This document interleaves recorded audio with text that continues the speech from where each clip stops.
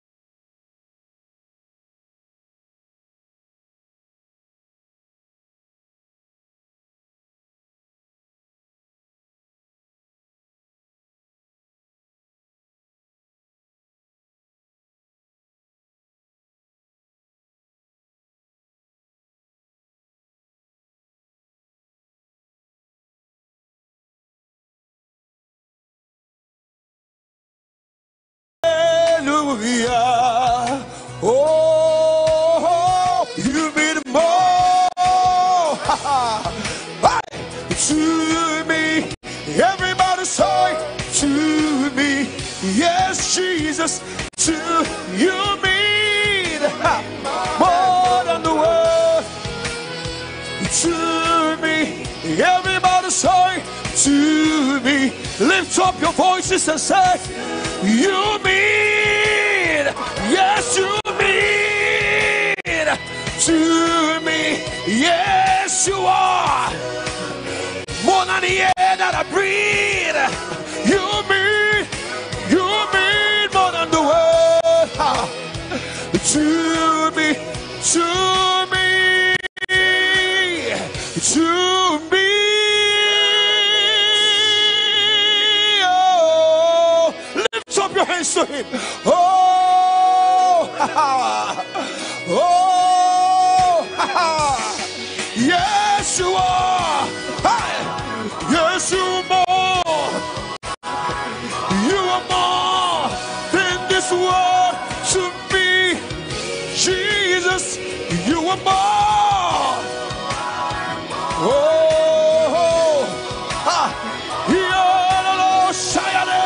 yes, you are. You are more than the world to me. You are more than the air that I breathe. You are more than the life that I live. You are more than everything. Your name is Jesus. Oh, yes, you are more. You are more. Incomparable. Indestructible. Jesus. Lift up your voice to Jesus. Oh, yes, you are. Yes, you are. To me, Jesus, you are more than, you are more than this world. To me, thank you, Jesus. We worship you, Jesus. You are more than life to me, more than everything, Jesus. We worship you, Jesus. Hallelujah. Glory. Hallelujah. Thank you so much. The Lord is sure more than this world to every one of us. Praise God forevermore. I told you that we're releasing the best songs 2017, and lots of beautiful songs, and there's a collection from the Loveworld Festival of Music and Arts, and then from different programs. So we'll let you know when you watch the program. When you watch the album, you'd see it. You'd see the beautiful collection we've made for you. All right, I'm going to show you. I think I'll give you about 3 of them or so today, but one first, and I'll let you know which other one's coming up. But this one is from Wisdom, from the Loveworld Festival of Music and Arts. Watch it. Of 2017.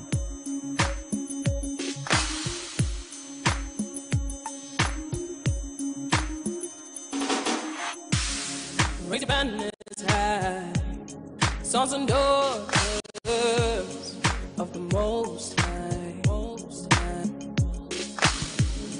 Government shall rise and pass away, but His kingdom will remain. We are fulfillment of prophecies.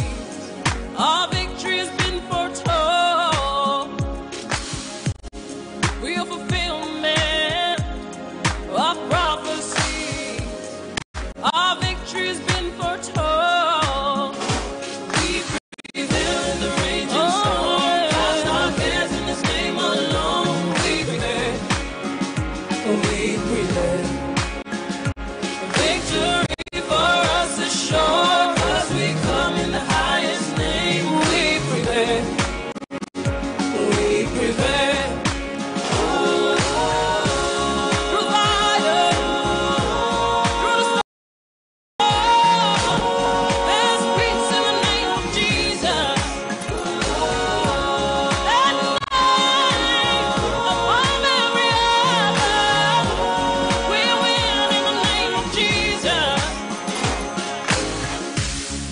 Yeah, we're standing strong, not of ourselves, but of the one who sent us here.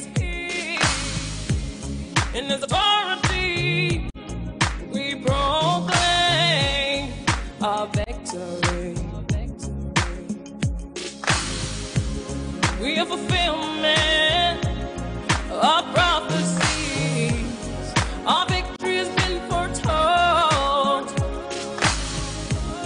We are fulfillment of prophecies. Our victory has been foretold. We prevail in the raging storm. Cast our cares in His name alone. We prevail. We prevail. We prevail. Victory for us is sure, 'cause we come in the highest name. We prevail. We prevail. Through the fire, through the storm, there's peace in the name of Jesus. That name above every other. We win in the name of Jesus. Keep on walking, keep on talking, chest out, chin up. We got the victory. Keep on walking, keep on talking, chest out, chin up. We got the victory. Keep on walking, keep on talking, chest out, chin up. We got the victory. Keep on walking, keep on talking, chest out, chin up. We got the victory. Keep on walking, keep on talking, chest out, chin up. We got the victory. Keep on walking, keep on talking, chest out, chin up. We got the victory. Keep on walking, keep on talking, chest out, chin up. We got the victory. Keep on walking, keep on talking, chest out, chin up. We got the victory. Prevail in the raging storm. Cast our cares in His name alone. We prevail.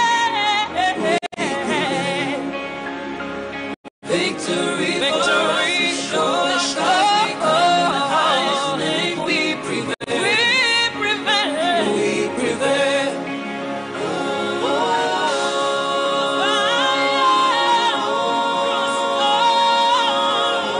There's peace in the name of Jesus. That name above every other. We win in the name of Jesus.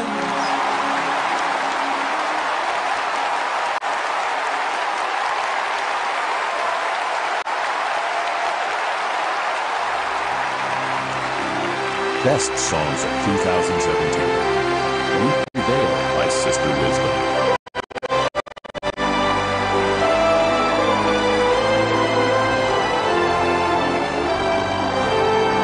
Best Songs of 2017. That was We Prevail by Sister Wisdom. Really beautiful. We'll show you another one soon. You may be seated. Thank you very much. God bless you. And the music ministers, sit down for a second. I'll call you back shortly.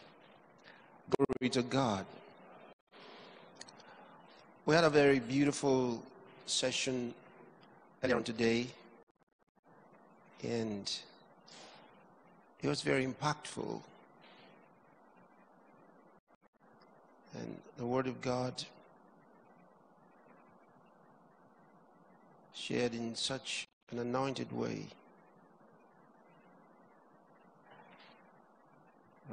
Some of those on the platform here, Pastor Bjordan Lawal, he was sharing that. So.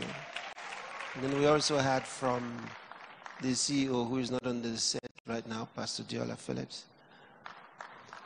And then we had Pastor Amechi Daku, you were sharing with us today, Pastor Obi Masibu. Then I have, now Pastor Fama, you were here yesterday morning, right? Yeah, you had a beautiful time here too. Now I have Pastor Jela Oyashek here. So we're going to have a great time. You know, we're talking about impacting our world today with the gospel of Jesus Christ. And this is so important. Jesus told us to take his message to the ends of the earth. Let me read you his words. St. Luke's Gospel, chapter 24. Thank you. I want you to notice his choice of words here.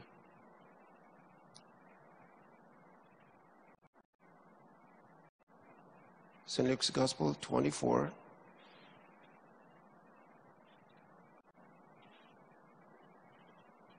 Jesus, the Bible tells us, he was talking with his disciples. These were two particular men that he met on the way after his resurrection. I want to read to you what happened here.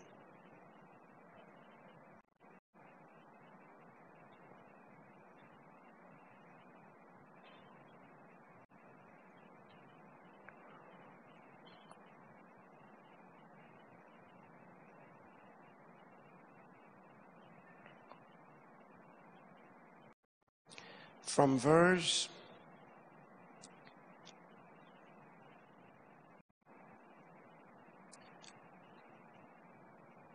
let me read it from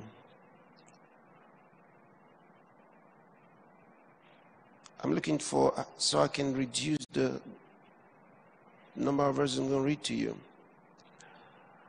Well, you can get the whole story from here.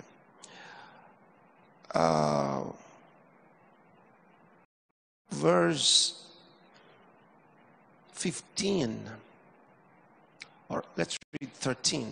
It's going to be longer, but 13. Try to follow the story. And behold, two of them went that same day to a village called Emmaus, which was from Jerusalem, about 80 furlongs. And they talked together of all these things which had happened. You know, about the crucifixion, the burial of Jesus, and finally they started hearing that some people said he had resurrected, and so they're discussing these things on the way. And it came to pass, while they communed together and reasoned, Jesus himself drew near and went with them. But their eyes were holden that they should not know him. They didn't recognize him. And he said unto them, what manner of communications are these that ye have one to another as you walk in a sad? So it lets us know their state of mind as they were discussing this. There was some sadness. And one of them, whose name was Cleopas, answering said unto him, The federal government has revealed that international organizations negotiated the release of the Dapchi schoolgirls. A report says 105 girls have been released a month after they were abducted by Boko Haram terrorists to their parents in Dapchi, Yobe State. Meanwhile, the People's Democratic Party, PDP, has called for an investigation into the abduction and the release, which they described as being stage-managed. The PDP members also called for the release of the report of the probe panel instituted by the government to unravel the circumstances that surrounded the abduction of the girls. The federal government, however, accused the opposition party of plumbing the depths of infamy for saying the abduction and release of the Dapchi schoolgirls was stage-managed. The Minister of Information and Culture, Lai Mohammed, who disclosed this in a statement, said such statement portrays the PDP as an inhuman, insensitive, and unworthy party. Meanwhile, Nigerians have been reacting to the release of the Dapchi girls. In an interview with SuperScreen, most respondents expressed the view that the kidnap and release of the girls have a political undertone. There's in-house manipulation because we keep pumping money into the security outfit, yet there are loopholes. So probably there was underground And information that the army and police should leave the security outposts so that they can strike, and at the end of the day money can change hand. Then the so-called APC can now later bring back those girls to show us that in the previous regime they could not recover all the Chibok girls that were taken away for years. But for them now, these are all games. They can't be playing with people's life, children's future, the future of tomorrow with games. Actually, if you see the way the abduction was done, you will think maybe there is a foul play, because I see no reason why such a thing will happen in a community with this technology in the town now, that everybody, even an housemaid, is having a phone, and nobody can get in touch with the government authority. And this thing was done quietly, without any attack, no opposition.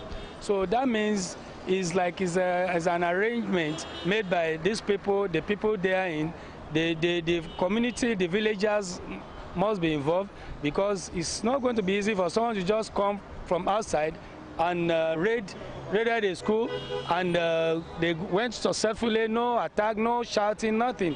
So that's the way I see it. It's political, to be very sincere, because according to Amnesty International, we also heard that the army were tip-off, they were informed about the likelihood of Boko Haram invading that area, and nothing was done. So I feel it's very political. I think there are some things the government are actually not telling us, and maybe with time we'll find out. There's nothing that can actually be hidden. The Inspector General of Police, Ibrahim Idris, has issued a 7-day ultimatum to commissioners of police in the 36 states of the Federation to immediately withdraw personnel deployed to individuals and businesses in the country. Idris gave the order in a meeting with commissioners of police in Abuja, saying the decision has become imperative to tackle insurgency in the country. The IG also said he is seeking the consent of President Muhammad Buhari on the directive to withdraw officers attached to very important persons to guarantee safety of lives and properties in the country. It is imperative to standardize the deployment of PMF, CTU, and SPU personnel. A situation where a single entity will have hundreds of personnel for ease of our protection is no longer acceptable. Therefore, in line with earlier directives, all the deployments of PMF, CTU, and SPU personnel are hereby withdrawn with immediate effect. Applicants for such protection should do so through the CP commands for approval.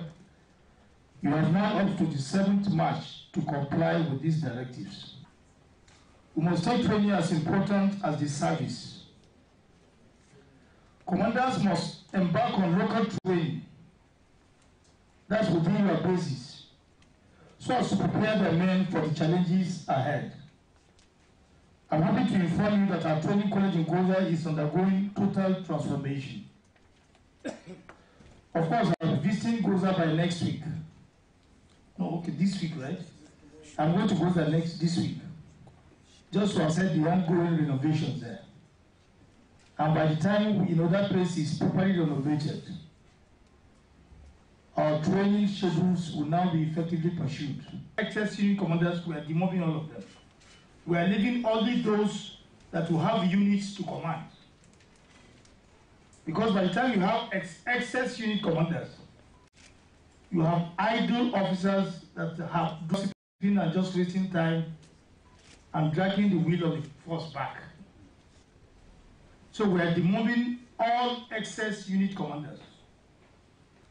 Every squadron that have excess unit commanders are going to be demobbed.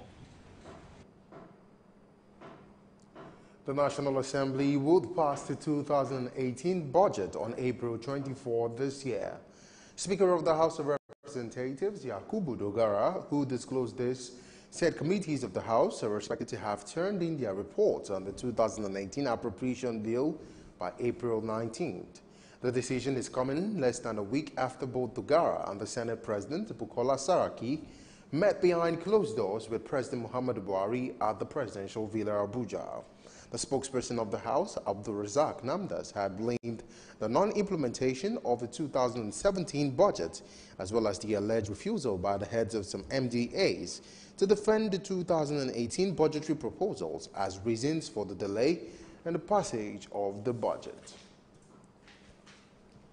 And now, armed bandits believed to be herdsmen have attacked a military camp in Doka community in Birnigwari local government area of Kaduna State, where they opened fire on the soldiers who were sleeping, killing 11 in the process. Report says the soldiers were on special duty operations in Birnigwari local government area of Kaduna State. The bandits were said to have carried out the attack to avenge the killing of their leaders, known as Buhari Shoho, in a crossfire with security men in Zamfara State 2 weeks ago. According to an anonymous source, the bandits attacked the soldiers' camp between 8 and 9 p.m., killing 3 soldiers in the hole and 9 others in the camp, making it 12 casualties in total. The Independent Corrupt Practices and Other Related Offences ICPC may declare former Plateau State Governor Jonah Jang wanted following alleged failure to appear before interrogation in connection with alleged 5.6 billion naira fraud. Report says the cash belonging to the state was allegedly embezzled during Jang's tenure. ICPC officially said Jang allegedly received 2 billion naira in cash illegally out of the money which was allocated to micro, small and medium enterprises. The ex-governor was invited through both the office of the Senate President and the clerk to the National Assembly, but he allegedly refused to honor the ICPC summons. The ICPC said the commission has been on the trail of the former governor, now a senator, since October 2017, an open investigation into alleged corruption-related activities during his tenure as governor. The Economic and Financial Crimes Commission, EFCC, says the recently sacked special advisor to the president and chairman of the Presidential Amnesty Program, Brigadier General Paul Borough, is in custody as investigation of fraud leveled against him continues. The spokesman for the EFCC, Wilson Owujarin, who disclosed this, said he could not confirm if $9 million was recovered from the suspect when his house was searched. Addressing journalists at a press conference in Abuja on Wednesday, Ibinye Boro, who is the wife of the suspect, said no money was recovered from the property. She said their home was ransacked and doors were broken, but the anti-graft agency did not find any cash in the house. 5 students of the College of Education, Kangere in Bauchi State, have reportedly died following the outbreak of cholera in the institution. The report says the outbreak of the disease was caused by the dirty environment of the institution. The college public relations officer, Balakawo, who confirmed the outbreak of the disease, said only 1 student has died.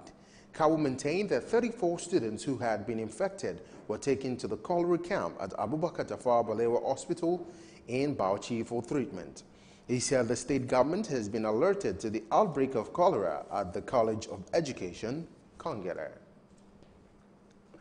And our parents have been advised to instill good reading culture and positive attitude towards education in their children. Education experts who give the advice in Port Harcourt believes improving reading interest of Nigerians will help address the massive decline in reading culture. Details in this report. Speaking at an event organized in Port Harcourt as a means of encouraging good reading habit among students, wife of River State Governor Justice Eberichi Wike said focus must be on sound education to enhance good communication skills amongst children in the society. She appealed to parents to make education for the girl child a priority, while stressing the need for quality education at various institutions must be put in the right perspective to develop reading habit, a view corroborated by others. Every girl child the opportunity to achieve education, at least give them that stepping stone, that foundation that they need to build on. You have done everything that is possible that you can do for that girl child, as well as even the boys too, because you've given them a platform upon which they can build and better their lives. So education, and I want to put information together with that, because of course with education we get informed. And if you're not informed, of course they say information is power. If you're not informed, you will not know how to behave in different circumstances. You will not know even how to exchange pleasantries. There's so many things you will lack if you don't have information. We all need to learn, and learning of course is continuous, it never ends. It goes back to the quality of our institutions as a country, the quality of governance, how responsive governance is. If government becomes responsible, if government does what it has to do, it will follow naturally that the right facilities will be in place, infrastructure will be in place, teachers, the attitude of teachers to teaching will be better, teachers will be better trained, and if they are better trained, they will give their best to their pupils and students. The atmosphere of education will improve, and so you just, it's not magic. It's about how you build the institutions that drive development in a place. Some residents blamed poor reading culture and economic hardship in the country, insisting that poverty affects concentration ability when studying. If you have a country that is unstable, people are constantly displaced.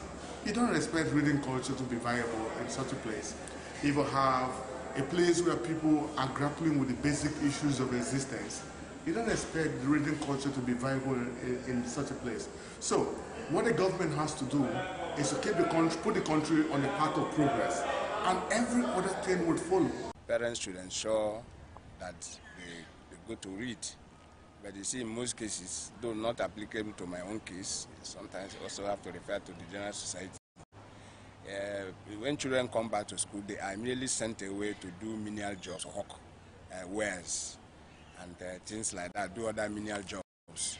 And this greatly affects the reading culture. And once parents don't appreciate the importance of reading, it's difficult for the children to do otherwise, because it's the parents that should monitor and enforce the habit upon the children. Education experts urge parents to encourage their wards to read at least one book daily or weekly for improved communication skills. The National University Commission, NUC, says there is need to reform the education sector to fast-track Nigeria's transition from natural resources to a knowledge-based nation. Executive Secretary of the Commission, Rashid Abubakar, gave the charge at a workshop with the theme Proposed Higher Education Reform and Africa Centers of Excellence Impact, held in Abuja. He noted that investing in higher education is centered to all things, assuring of the Commission's commitment to work with the Ministry of Education and other stakeholders to help address the issue of academic corruption. We are worried that unless we begin to sit down and plan about how to educate this number over the next 30 years, how to feed these coming young Nigerians, how to give them or extend health care to them. In his address, the World Bank representative, Andres Blom, reaffirmed the banks will continue cooperation with Nigeria, stressing the need for increased autonomy of institutions as well as capacity building. The point that I want to make is around governance, as has already been mentioned, increasing the autonomy of institutions, reduce political influence. For me, that's absolutely critical. Education is not a political tool. There is a clear objective, there are clear outcomes to be had. You're watching SuperScreen News at 6. We'll take a break now. When we return, it'll be time for some business stories. Stay with us. I'm here to talk to you about the Infinity Card. The Infinity Card is a preloaded card that provides safer, easier, and faster financial services. Because it's not linked to any bank account, it eradicates the risks of exposure to your bank accounts. With it, you can plan your giving and expenses while staying within your budget. The Infinity Card works perfectly well for online transactions. With the self-service reloadable plan, it helps you diversify and distribute with no stress. It can be used to make withdrawal on any ATM nationwide. It offers a safe and secure alternative to handling bulky cash, since it's acceptable at any point of sale.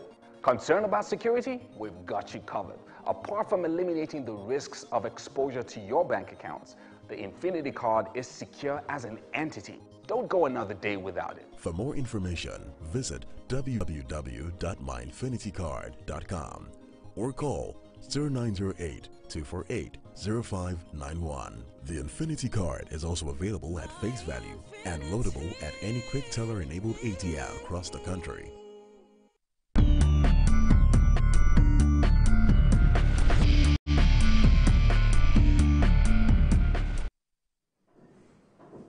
Welcome back to SuperScreen News at 6, and now for some business stories. The implementation of the whistleblower policy of the federal government has so far raked in 9.12 billion naira into the government coffers. The Minister of Finance, Kemi Adeosun, disclosed this after the Federal Executive Council meeting in Abuja. Adeosun gave a breakdown of the figures as $7.8 billion, 378 million naira, and 27,800,000 pounds, as controversy has continued to dog the policy, which came into effect in 2017. The minister was, however, silent on how much the government has doled out as commission to some of the whistleblowers who made the recoveries possible. And Finance Minister Kemi Adeosun says 1.248 trillion naira had been released for capital projects under the 2017 budget. Adeosun disclosed this to journalists at the end of the Federal Executive Council meeting at the Presidential Villa, Abuja. She said the final update is given the level of capital releases till date from 2017 and gave details of the 4 areas. The minister said Power, Works and Housing got 301.89 billion, Defense got 151.2 billion, Agriculture got 119.9 billion, Transport got 1.297.9, and other areas combined is 545.6 billion, bringing the total capital budget release for 2017 so far to 1.248310 trillion naira.